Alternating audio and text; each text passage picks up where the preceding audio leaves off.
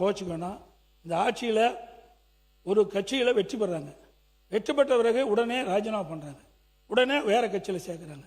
இது என்னன்னு சொல்றது? குதிரை பேரம் சொல்ல முடியும். இப்படிப்பட்டதெல்லாம் தவிர்க்க வேண்டும் என்று பொதுப்பணித்துறை அமைச்சர் அவர்கள். அன்புமிகு பேரவைத் தலைவர் அவர்களே,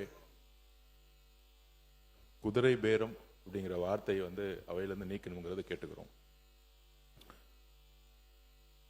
2017 புரட்சித் தலைவி அம்மாவுடைய ஆட்சிக்கு எங்களுக்கும் உடன்பாடு உண்டு. 2017க்கு அப்புறம் வந்த உங்களுடைய ஆட்சிக்கும் எங்களுக்கும் உடன்பாடு இல்லை. அது ஏனென்றால் உண்மையான அதிமுக கிடையாது, அது அம்மாவுடைய அதிமுக கிடையாது. நீங்க சொல்லும்போது இருங்க, உட்காருங்க. குதிரை பேரம்னு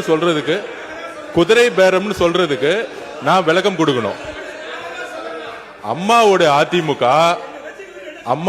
அதிமுக இருக்கிற வரைக்கும் நீட் கொண்டு வரப்படவில்லை, ஜிஎஸ்டி கொண்டு வரப்படவில்லை, சிஏஏ கொண்டப்படவில்லை,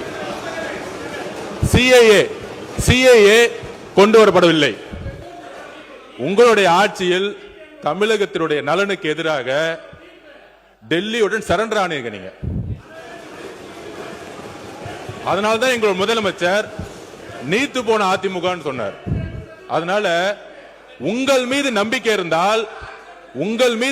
இருந்தால் சட்டமன்ற உறுப்பினர்கள் ரிசைன் பண்ணி தமிழக வெற்றி கழகத்தில் சேர வேண்டிய அவசியம் இல்லை. உங்கள் தலைமை மீது அதிமுக தொண்டர்கள் முழுவதுமாக விலகியதால் தான் தமிழக வெற்றி கழகம் உண்மையான புரட்சி தலைவர் எம்ஜிஆருடைய விசுவாசிகளும் அம்மாவோட விசுவாசிகளும் இன்றைக்கு தமிழக வெற்றி கழகத்தில் இணைந்து பணியாற்றிட்டு இருக்கார்கள். அதனால உங்களுடைய வார்த்தைகள்